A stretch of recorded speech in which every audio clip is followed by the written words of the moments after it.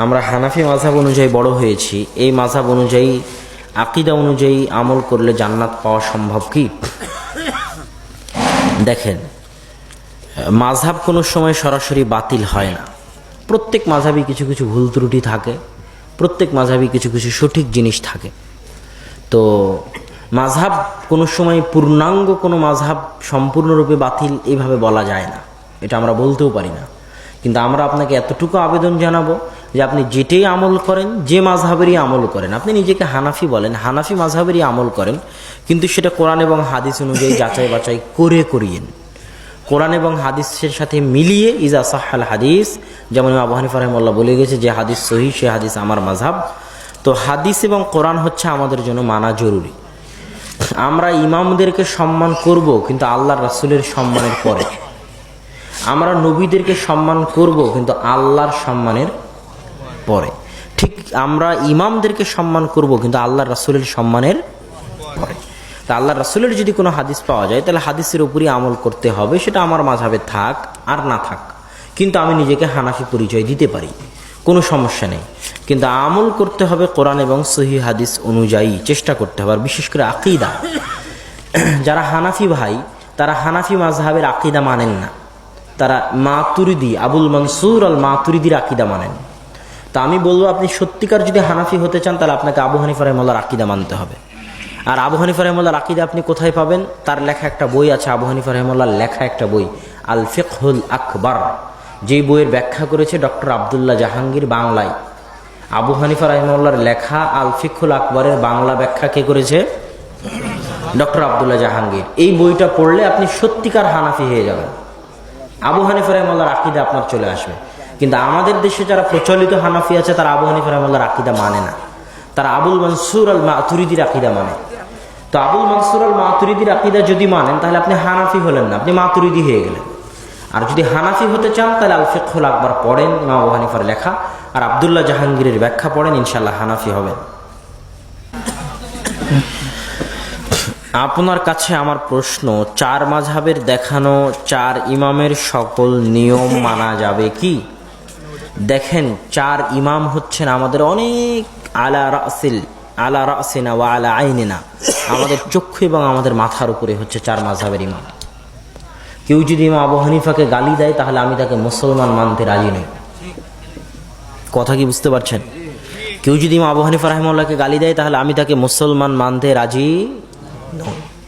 চার ইমাম হচ্ছেন আমাদের মাথার তাজ, তাদের প্রত্যেক ওই কথা মানা যাবে যেই কথা কোরআন এবং হাদিসের সাথে মিলবে, এটা তারাও বলে গেছেন। মাযহাব কি? মানুষ কোন মাযহাব অনুসরণ করবে না, এর কোনো দরকার নেই। মাযহাব হচ্ছে শুধু যে চারটে মাযহাব ছিল তা নয়, বহু মাযহাব ছিল। সুফিয়ান সাউরির মাযহাব ছিল, আব্দুর রহমান আল আউজাঈ, ইমাম আউজাঈর মাযহাব ছিল, ইসহাক বিন রাহওয়াইয়ের মাযহাব ছিল, আব্দুল্লাহ বিন আব্বাসের মাযহাব ছিল, আব্দুল্লাহ বিন মাসউদের মাযহাব ছিল, উবাই বিন কাবের মাযহাব ছিল। বিশাল বড় বড় তাবি, বড় বড় সাহাবি, বড় বড় ইমামদের মাযহাব ছিল। কিন্তু তেমন কারো মাযহাব টিকেনি। মাত্র চারটে মাযহাব টিকেছে, একটা হানাফি, একটা শাফি, একটা হাম্বলি, একটা মালিকি। মাযহাব মানে হচ্ছে চলার পথ, চলার রাস্তা। কোরআন এবং হাদিস নিজে থেকে বুঝতে যাওয়া ঠিক নয়। কোরআন এবং হাদিস নিজে থেকে বুঝতে যাওয়া কি নয়? ঠিক নয়। কিভাবে বুঝতে হবে? তো একদল মানুষ বলেছে মাযহাব অনুযায়ী বুঝতে হবে। হয় আপনি হানাফি মাযহাবের থ্রু দিয়ে কোরআন এবং হাদিস বুঝেন। মাযহাবকে ইংরেজিতে বলা হয় স্কুল অফ থট, চিন্তার স্কুল। তো কোরআন এবং হাদিস বুঝবেন কোন স্কুল অফ থট দিয়ে? হানাফি স্কুল অফ থট দিয়ে, হাম্বলি স্কুল অফ থট দিয়ে, মালিকি স্কুল অফ থট দিয়ে, শাফি স্কুল অফ থট দিয়ে। এটা একদল মানুষের চিন্তা। কিন্তু আমরা বলি যে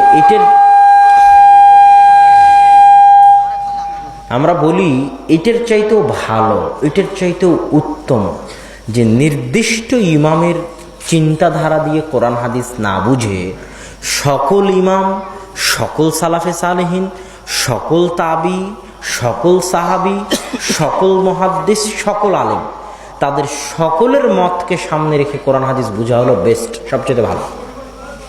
কথা কি আমি বুঝাতে পারতেছি? নির্দিষ্ট শুধু আবু হানিফা রাহিমাহুল্লাহর বুঝ অনুযায়ী বুঝবো, শুধুই ইমাম মালিকের বুঝ অনুযায়ী বুঝবো, এর চাইতে ভালো হচ্ছে আমি একটা হাদিসের ক্ষেত্রে দেখবো ইমাম মালিক কি বলেছে। দেখবো ইমাম শাফি কি বলেছে, দেখবো আবু হানিফা কি বলেছে, দেখবো আহমদ বিন হাম্বল কি বলেছে রাহিমাহুমুল্লাহ আজমাইন। তাদের মন্তব্য দেখার পরে দেখবো কোন সাহাবি কি বলেছে, কোন তাবি কি বলেছে। তারপরে তাদের পরে যারা ইমাম এসেছে, তিনি যে মাযহাবেরই হোক, বড় বড় আলেম, তাদের মন্তব্য দেখব। সবার মন্তব্য সামনে রাখার পর আমার সামনে স্পষ্ট হয়ে যাবে অটোমেটিকই যে কোনটা ঠিক। কথা কি বুঝতে পারছেন? তো নির্দিষ্ট মাযহাবের অনুসরণ না করে সকল মাযহাবকে সামনে রেখে, সকল ইমামদের মন্তব্যকে সামনে রেখে, সকল সাহাবী তাবি আলেম ওলামার মন্তব্যকে সামনে রেখে যেটা হকের নিকটবর্তী সেটার অনুসরণ করা উচিত। তা আপনি বলবেন এত কিছু যে আমার জ্ঞান নেই, তাহলে এমন আলেমকে খুঁজতে হবে যে আলেমের এই জ্ঞানটুকু আছে, যিনি নির্দিষ্ট মাযহাব অনুযায়ী ফতোয়া দেন না, কিন্তু সব মাযহাব দেখে, সব আলেম ওলামার মত দেখে ফতোয়া দেওয়ার মতো ক্ষমতা আছে। এটা কঠিন কিছু না, এই পর্যায়ে সবাই পৌঁছতে পারে। একটা হচ্ছে মুজতাহিদ, মুস্তাহিদ সবাই হতে পারে না। মুস্তাহিদ মানে হচ্ছে নিজের জ্ঞান অনুযায়ী নিজেই ফতোয়া দিতে পারে, নিজেই ইমাম, সে হচ্ছে মুস্তাহিদ। এই পর্যায়ে পৌঁছা সবার সম্ভব নয়। আর একটা পর্যায়ে, যে পর্যায়ে সব ছাত্রই পৌঁছতে পারবে যদি চেষ্টা করে, সেটা কি? আমি সব ইমামের মন্তব্য দেখে এতটুকু বুঝার ক্ষমতা রাখি যে কোন ইমামের মতটা বেশি সঠিক। এই পর্যায়ে সবাই পৌঁছতে পারবে। সব দারুল দেওবন্দের ছাত্ররাও পৌঁছতে পারবে, হাটহাজারীর ছাত্ররাও পৌঁছতে পারবে। তাদের এটা করা উচিত। নির্দিষ্ট ইমাম অনুযায়ী ফতোয়া না দিয়ে সব ইমামের কথাকে সামনে রেখে ফতোয়া দেওয়া উচিত। নামাজে মহিলারা ইকামাত দিবে? জি, ইকামাত দিবে। মোনাজাত সম্পর্কে কিছু বলুন। মোনাজাত তো অনেক জরুরি ইবাদত। মোনাজাত মানে হচ্ছে গোপনে আল্লাহর সাথে কথা বলা। আমি তো আপনাকে এইটাই বারবার শিখালাম যে আপনার সাথে এবং আল্লাহর সাথে কথা বলতে কোনো মাধ্যম লাগবে না।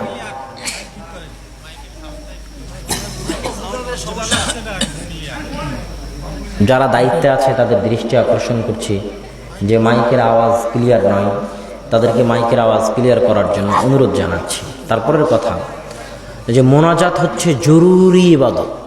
মোনাজাত আল্লাহর দরবারে করতেই হবে, মোনাজাত করে আল্লাহর নিকটে চাইতেই হবে।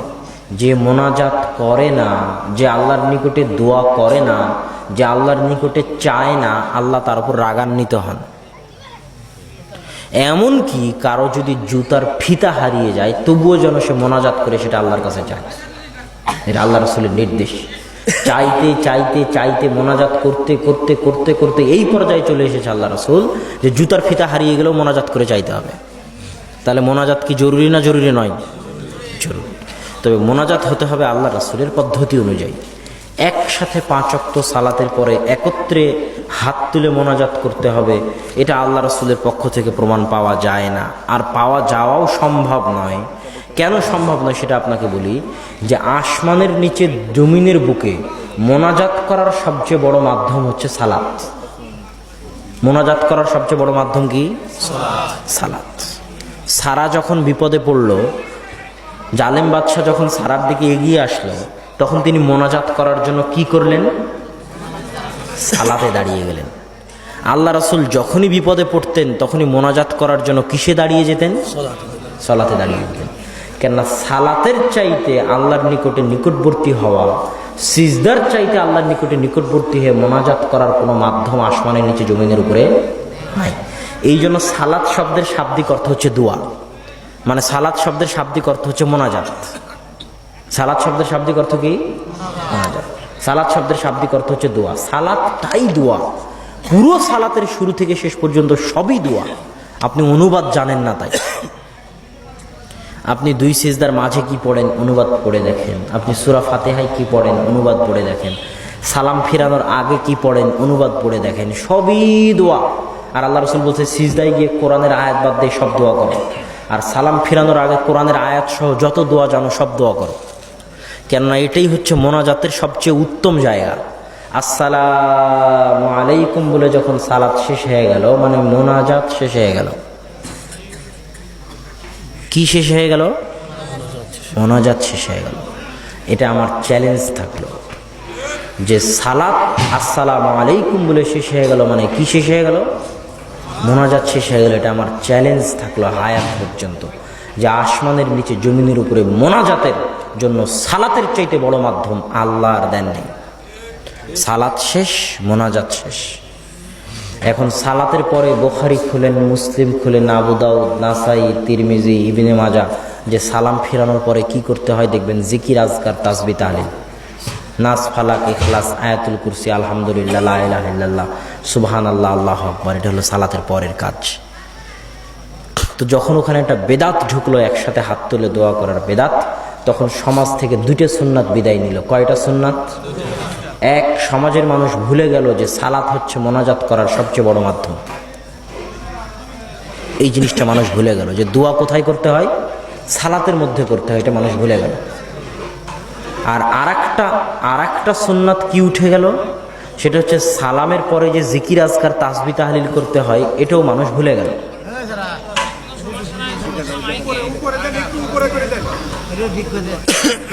আচ্ছা, তো এই গেল মোনাজাত সম্পর্কিত আলোচনা, যে সালামের আগ পর্যন্ত মোনাজাত চলবে, যত ইচ্ছা তত মোনাজাত করবেন সালাতের আগ পর্যন্ত। ইমামের পিছনে মুক্তাদিকে সূরা ফাতিহা পড়তে হবে কি না, এটার উত্তর হচ্ছে যে দুনিয়ার কোনো হানাফি আলেম বলেনি যে সূরা ফাতিহা পড়লে সালাত হবে না। না কেউ বলেছে? আমি তো দারুল উলুম দেওবন্দের ছাত্র, দুনিয়ার কোনো হানাফি আলেম বলেননি যে সূরা ফাতিহা পড়লে সালাত বাতিল। কেউ বলেছে নাকি কথা? কেউ বলেনি। কিন্তু দুনিয়ার বহু ইমাম বলেছে সূরা ফাতিহা না পড়লে সালাত বাতিল। তাহলে যেই কাজ করলে সবার নিকটে সালাত হবে, হানাফি মাযহাবেও সালাত হয়ে যাবে, সেটা কি? সূরা ফাতিহা পড়া। সূরা ফাতিহা পড়লে হানাফি মাযহাবেও সালাত হয়ে যাবে। হানাফি মাযহাব বলবে না যে সালাত হবে না। তো সূরা ফাতিহা পড়লে হানাফি মাযহাবেও সালাত হয়ে গেল, অন্যদের নিকটও সালাত হয়ে গেল। আর যদি না পড়েন, তাহলে হানাফি মাযহাবে সালাত হলেও অনেক ইমাম এবং অনেক মাযহাব বলবে যে সালাত আপনার হয়নি। এত কঠিন প্রশ্ন। পালিত সন্তান এনে দাবি করা, পিতামাতা দাবি করা, বাস্তবে পিতামাতা তো আর কেউ হতে পারে না। আমরা অনেক সময় পারিবারিক জীবনের রাগের বশবর্তী হয়ে স্ত্রীকে তালাক দিই। এক বৈঠকে 3 তালাক দিলে 1 তালাকই হবে। কেননা ইসলামে পরিবার বিচ্ছেদ কোনো খেলতামাশার জিনিস নয়। স্ত্রীকে আলাদা করতে চাইলে কমসে কম 3 মাস সময় নিতে হবে। প্রথম মাসে স্ত্রী হায়েজ থেকে পবিত্র হলে চিন্তা ভাবনা করে 1 তালাক দিতে হবে। দ্বিতীয় মাসে স্ত্রী হায়েজ থেকে পবিত্র হলে চিন্তা ভাবনা করে 2য় তালাক দিতে হবে।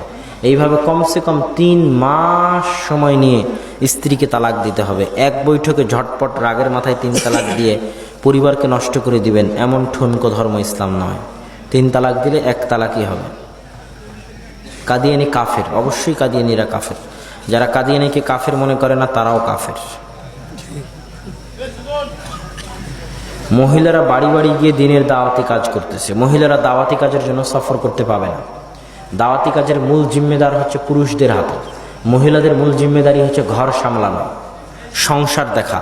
তবে মহিলারা নিজ বাড়িতে আশেপাশের 2-1 বাড়ি মিলে এক বাড়িতে একত্রিত হয়ে কোরআন এবং হাদিস শিখতে পারে, কিন্তু সফর করতে পারবে না।